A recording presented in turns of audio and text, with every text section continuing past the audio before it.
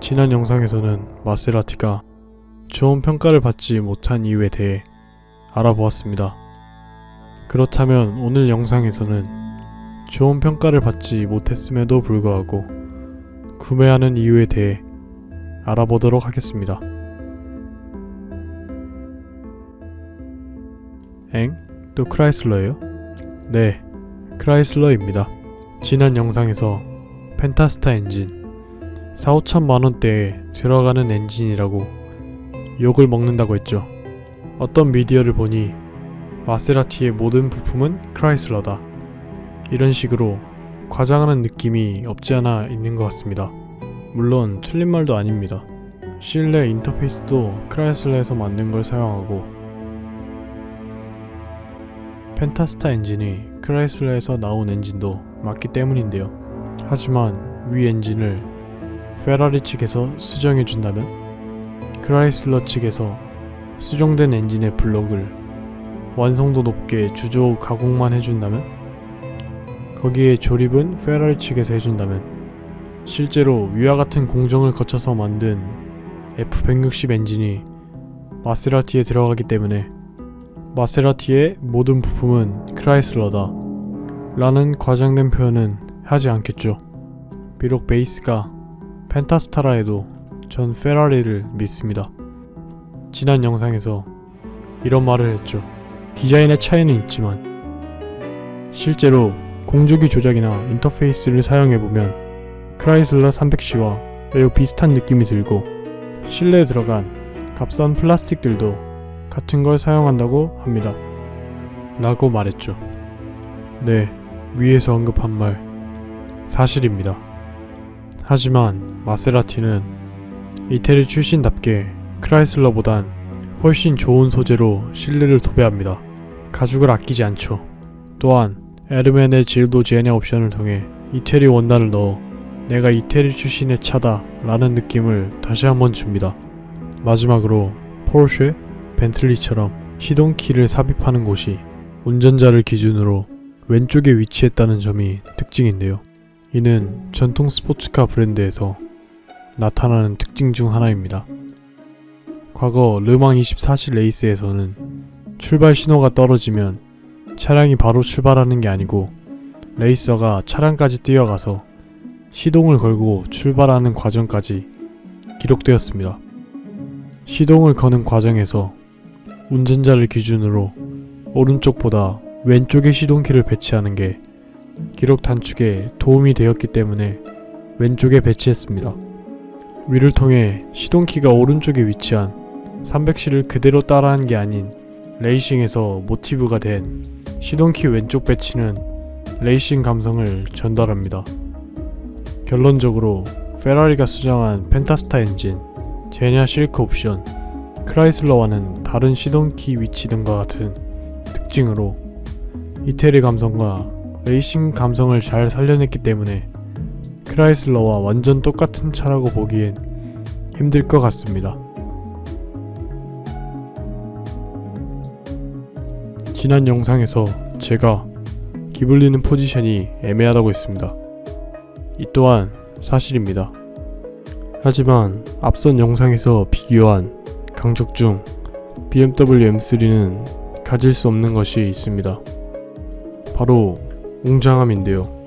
실내 공간은 협소하지만 외형에서 오는 웅장함, 넓은 펜더, 상어처럼 길게 뻗은 본닛, 곡선으로 유려하게 뻗은 차체, 깔끔하며 고급스러운 삼지창의 로고는 보는 순간 구매 충동을 일으킵니다. 물론 가격이 비싸고 기블리 뒷모습이 구형 K7을 닮은 점을 제외하면요. 위와 같이 장단점이 명확한데 그럼 어떤 분이 마세라티를 구매해야 하나? 나는 BMW M3처럼 날렵한 운전 감각, 스포츠성 굳이 필요 없다. 그냥 고급스러운 가죽의 감촉을 느끼면서 답답하지 않은 출력과 좋은 배기음이 필요하며 차량의 외형도 좀 스포츠카처럼 생겼으면 좋겠다. 또 벤츠, BMW, 아우디는 좀 흔해서 질린다. 그리고 난 투도어 스포츠카를 사고 싶은데 와이프나 부모님이 문이 내짝 달린 세단 혹은 SUV를 사라고 한다. 그렇다면 제 생각에는 위와 같은 점을 충족시켜주는 브랜드는 포르쉐와 마세라티뿐이라고 생각합니다.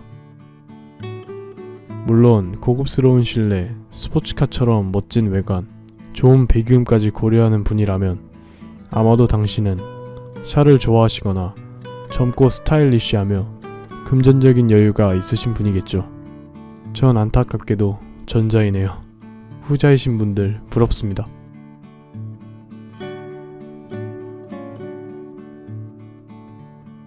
마세라티에게는 포르쉐라는 넘어야 하는 산이 있다고 지난 영상에서 말씀드렸죠. 죄송합니다. 다시 생각해보니 굳이 넘을 필요는 없겠더군요. 두 브랜드의 느낌은 확연히 다르기 때문입니다. 독일 출신의 포르쉐는 차의 전체적인 마감도 완벽하게 떨어지고 수치, 스펙도 실제로 테스트하면 완벽하게 떨어지는 게르만족의 특징인 완벽주의가 잘 녹아내린 브랜드라면 이태리 출신의 마세라티는 수제차 느낌이 매우 강하게 옵니다. 과거 꽈트로포르테의 품질이 문 4짝이 어긋난 데가 없으면 마세라티가 아니다 라는 농담이 있을 정도로 수제로 만들었다는 느낌이 강하게 오는 브랜드입니다. 굳이 차의 느낌을 사람에 비유하자면 제 생각에 포르쉐는 뭔가 치밀하고 완벽주의를 추구하는 지적인 스타일의 스타트업에 종사하는 남성을 연상시킨다면 마세라티는 예술품에 관심이 많은 부잣집 도련님이 연상됩니다. 즉 포르쉐는 발전된 도심 속의 럭셔리라면 마세라티는 숲속에 있는 아름다운 고성에 어울리는 느낌입니다.